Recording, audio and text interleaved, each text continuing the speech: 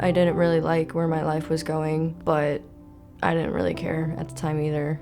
I was in and out of the bars, spending all my money that I made at work on drinks, getting drunk, doing stupid stuff. Then I had met the father of my child. I met him on Christmas Eve. It didn't last very long. He started to become really possessive and really angry with me. Like whenever I would just say no to him, he would just get really mad. I was like, we just need to break things off. We need to break up. This is not good for me at all.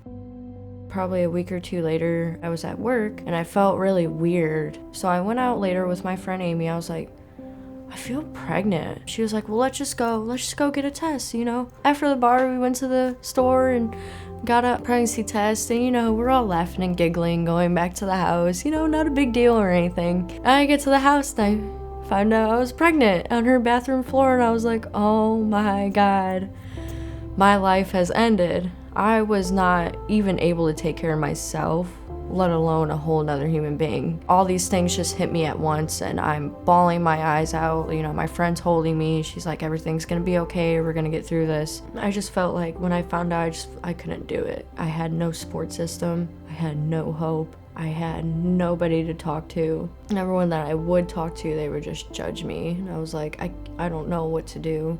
I had heard about Matrix from a coworker of mine, and I called right away. I needed some type of support. I don't know what it was about her, but her and I just clicked. And so it was very easy to talk to her. She felt lonely. She felt lost. She did not know what to do. I told her everything. I just felt so comfortable. She sat there and she made eye contact with me. She listened. She never interrupted me. She looked at me and she's like, I don't know what to do. I don't know if I could do an abortion, but she's like, I feel like that is my only option.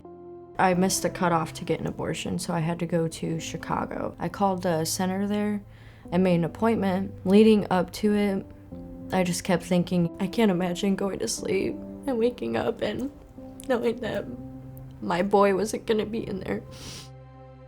She was about 12 weeks in her pregnancy that she had called asking to have an ultrasound and that she had an appointment at Planned Parenthood. I was like, yeah. I was like, we'll go ahead and we have a spot open. Like, we can get you in on our Stork Bus. It was amazing. It's like a whole new light came into my life. I still remember this day, my heart got so warm in my chest and I felt these tingles and I was like, oh my God, there he is. The ultrasound could not have gone better. And at that point, I could see a complete change in her because she had wavered on abortion versus adopting. Going on the bus and seeing him, it completely turned my life around, like a whole 180. I started doing my prenatal care. I quit smoking. I quit drinking. I started eating healthy. I started exercising more.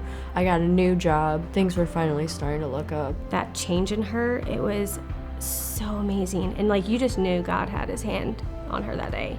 I was induced October 5th, and I had him the following morning, October 6th at 6:52 a.m. I fell in love for the first time in my whole life. I felt him, and he just clung onto me and held onto me, and it was the best feeling in the whole world. She is an amazing mom to Braxton. She would honestly do anything for that kid. He's such a great kid. He's amazing. He amazes me every single day. That's my best friend. We do everything together. We go on walks, we play. He is the best thing that I could ever have in my life, hands down.